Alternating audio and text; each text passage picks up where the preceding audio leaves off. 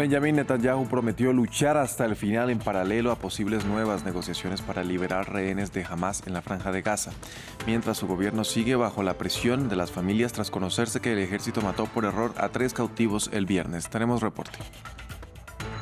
Cierran las urnas en Serbia. Más de 6.5 millones de ciudadanos votaron en unas elecciones anticipadas que son vistas como un referendo al mandato del presidente Aleksandar Vučić.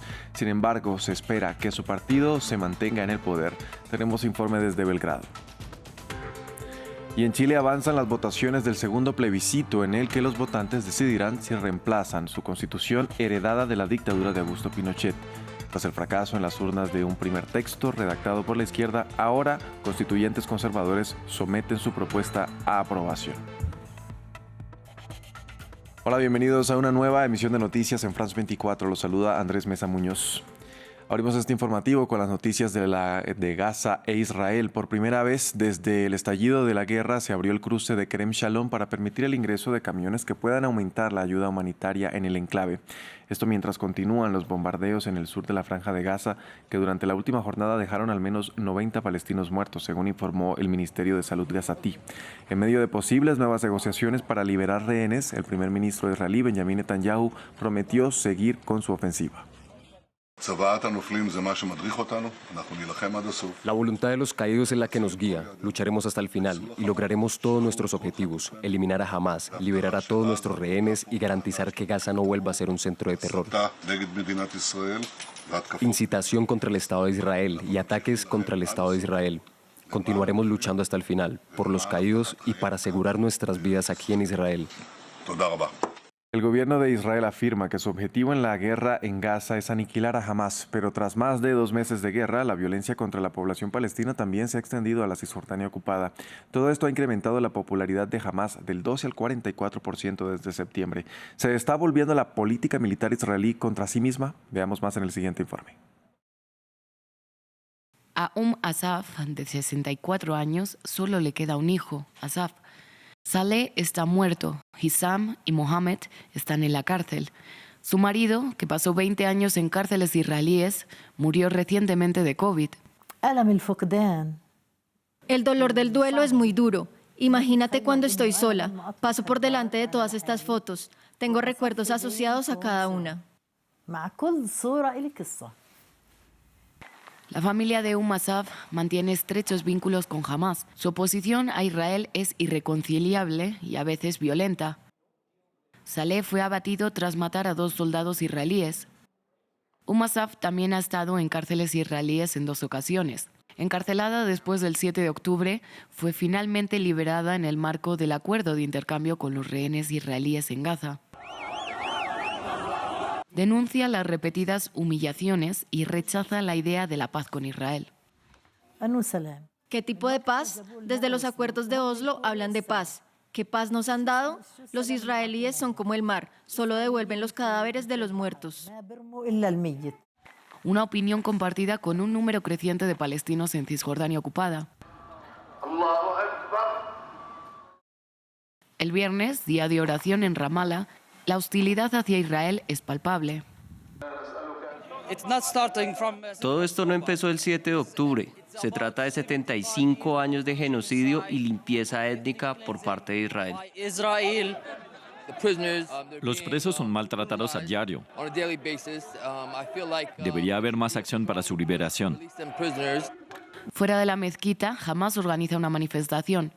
Los sondeos de opinión sugieren que el movimiento islamista está en alza, espoleado por la guerra de Gaza y la difícil situación de los presos palestinos. Y si hoy hubiera elecciones, podría alcanzar más del 40% de los votos en Cisjordania ocupada. Desde el atentado de Hamás en Israel el 7 de octubre, Alemania ha sido testigo de un recrudecimiento histórico de los actos antisemitas. El gobierno ha puesto en marcha un plan de acción contra el antisemitismo y ha aumentado el presupuesto para reforzar la seguridad de las congregaciones judías. Pero el sentimiento de inseguridad en el seno de la comunidad judía sigue siendo fuerte. Hanukkah llega a su fin, un momento especial para los judíos alemanes. Pero con el resurgimiento del antisemitismo, menos judíos participan en el encendido de la menorá y están en alerta. Hay mucha menos gente de lo habitual, el año pasado y el triple. Muchos judíos ya no se atreven a mostrar su religión en la calle, pero espero que solo sea temporal. Todas las reuniones están protegidas por la policía. Se ha reforzado la seguridad en los lugares de culto y la construcción de nuevas sinagogas está sujeta a restricciones de seguridad, como aquí en Potsdam. Este es un vidrio a prueba de balas, es más grueso, pero también más oscuro, por lo que no se ve demasiado desde fuera. La realidad de la vida judía siempre ha ido acompañada de medidas de seguridad, pero esto se ha agravado claramente. En muchas ciudades ha habido que reforzar la protección de los lugares de culto. La vida religiosa queda bajo fuerte protección. El presupuesto para proteger a la comunidad judía ha aumentado hasta los 22 millones de euros este año. La comunidad cuenta con más de 200.000 miembros y el gobierno apuesta en esa visibilidad para combatir el antisemitismo. La presencia de la comunidad judía debe ser asumida por la sociedad entera, ya que es la mejor manera de reducir los riesgos. También significa que todos deben entender que esta comunidad es parte integrante del país y que quienes se oponen a ella corren el riesgo de autoexcluirse de nuestra sociedad. El sentimiento de inseguridad nunca ha sido tan fuerte. Desde el 7 de octubre se han registrado más de 4.000 delitos relacionados con la guerra entre Israel y Hamas. Actualizamos las noticias de la guerra en Ucrania a pocos días de cumplirse 22 meses de la invasión rusa a gran escala. Los ataques de drones y misiles de ambos bandos se intensificaron este fin de semana en el este del país. En Gerson murieron 2 personas el sábado y este domingo otra persona murió en Odessa. Entre tanto, Vladimir Putin se prepara para la campaña a la reelección presidencial de Rusia y basa su discurso en Ucrania y las sanciones de los países occidentales. Samuel Salgado nos amplía. Fedir Shmunder retira los escombros tras los más recientes ataques rusos a la región de Odessa, en el sur de Ucrania. Su casa quedó totalmente destruida, dijo, pero alcanzó a rescatar a su hija. Desperté a mi hija y salimos al pasillo. Hubo la segunda explosión, la ventana voló hacia allí. Más tarde fui a la cocina y allí hubo el tercer impacto. La casa se quemó por completo. En la madrugada de este domingo, los sistemas de defensa aérea destruyeron 9 drones de fabricación iraní, según las autoridades de Odessa. Sin embargo, hubo víctimas civiles. Como resultado de la caída de un dron derribado, se produjo una explosión en uno de los edificios residenciales. Hubo incendios en varios lugares. Lamentablemente, una persona fue encontrada muerta. Las autoridades ucranianas también afirmaron que un misil de crucero ruso no alcanzó su objetivo. Durante el fin de semana, los ataques aéreos, tanto rusos como ucranianos, se intensificaron en regiones en disputa del este de Ucrania y parcialmente ocupadas por Rusia, como Gerson. A pocos días de cumplirse 1 año y 10 meses de la invasión rusa a gran escala, ni la contraofensiva ucraniana ni las sanciones económicas a Rusia han tenido éxito. Las élites occidentales esperaban no solo colapsar la economía y la esfera social de Rusia, sino también nuestro sistema político y estatal. Putin busca la reelección presidencial y basa su campaña en la defensa de la soberanía rusa en medio de una guerra que ha arriesgado su estabilidad política. Pasamos a Serbia, donde cerraron las urnas después de unas elecciones anticipadas en las que un total de 18 partidos y alianzas compitieron para quedarse con los escaños en el Parlamento, luego de un golpe a la popularidad del presidente Aleksandar Vučić, cuya formación se espera que siga conservando el poder. Los detalles desde Belgrado con nuestra enviada especial Irene Sabio. Los colegios electorales han cerrado en Serbia, donde unos 6,5 millones de votantes estaban convocados a elegir 250 diputados de su próximo parlamento, aquí donde nos encontramos. De momento lo que sabemos es que la participación ha sido ligeramente más alta que en anteriores comicios. La jornada también ha transcurrido sin significativos incidentes, pero sí ha habido denuncias de irregularidades y también intentos de fraude registradas por diversos institutos. La expectación en este contexto es máxima aquí en Belgrado, en los cuarteles generales de los dos contrincantes, el bloque del presidente serbio, el nacionalista Aleksandar Vučić, y la coalición opositora progresista Serbia contra la violencia. El propio Vučić ha convertido estos comicios casi en un sufragio sobre él mismo e incluso ha dicho que dimitirá si su formación pierde, a pesar de que él no es un candidato, ya que las presidenciales se llevan a cabo en otro momento.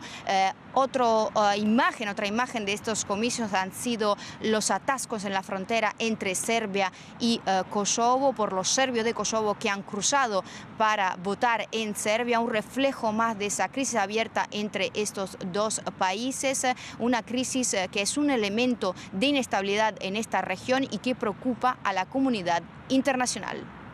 Otro país que vivió una jornada electoral fue Chile, donde los ciudadanos votaron o votan para aprobar o rechazar la propuesta conservadora de constitución que busca reemplazar la Carta Magna heredada de la dictadura de Augusto Pinochet. Es el segundo intento por modificar el texto tras un fracaso de la constituyente de izquierda en septiembre. Los que defienden la propuesta hablan de su favorabilidad al mercado y los que la critican ven en peligro los derechos humanos. Nos cuenta más nuestra corresponsal en Santiago, Patricia Luna. En Chile ya abrieron las urnas. 15,4 millones de chilenos tienen hasta las 6 de la tarde para emitir su voto a favor o en contra de una segunda propuesta constitucional destinada a reemplazar la vigente, que data de 1980, de tiempos de la dictadura militar de Augusto Pinochet. Se trata de una propuesta conservadora, puesto que fue redactada por un Consejo Constitucional de mayoría de ultraderecha y de derecha. Sus detractores, el oficialismo de izquierda, afirma que supone una profundización del modelo neoliberal en lo económico y en lo social, que pone en riesgo derechos de las mujeres y también temas como la ley del aborto en 3 causales que rigen el país desde 2017. Otros aspectos controversiales tienen que ver con la migración, con la exención tributaria a la primera vivienda o el derecho a huelga. Sus defensores afirman que es una constitución moderna que incluye derechos como el derecho a la vivienda, temas cercanos al corazón de la ciudadanía como la seguridad, una de las mayores preocupaciones de los chilenos según las últimas encuestas, y que dará al país certidumbre política para salir de un largo periodo de inestabilidad. Lo que pueda ocurrir es incierto, es el tercer proceso con voto obligatorio. Las encuestas publicadas según la ley chilena 15 días antes daban como favorito a la opción de en contra, de rechazar, pero el margen se había ido estrechando en las últimas semanas. El presidente Gabriel Boric se pronunciará durante la tarde. Si en el proceso se impusiera el a favor, entraría en vigor esta nueva constitución. Si se impusiera en la opción de en contra, tanto el oficialismo como otros partidos y también el propio presidente ya han dicho que no impulsarán un tercer proceso constitucional. Y pasamos a la vecina Argentina. Árboles caídos, cortes de energía, calles bloqueadas y vuelos cancelados dejó un fuerte temporal en Buenos Aires durante la madrugada de este domingo, con vientos de alrededor de 100 kilómetros por hora. Las autoridades locales informaron de al menos 15 personas muertas, entre ellas un menor de edad. Los detalles los tiene desde la capital argentina nuestro corresponsal Natalio Cosoy.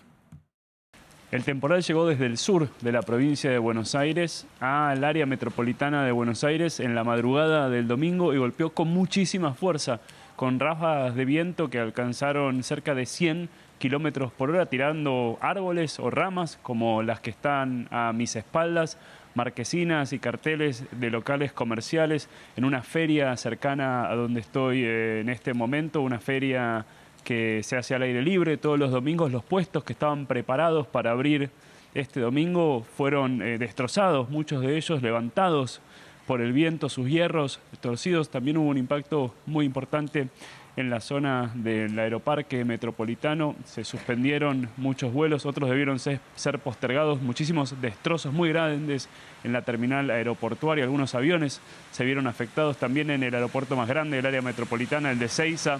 Hubo postergación de vuelos. También se vio impactado el servicio de trenes en la ciudad de Buenos Aires y sus alrededores.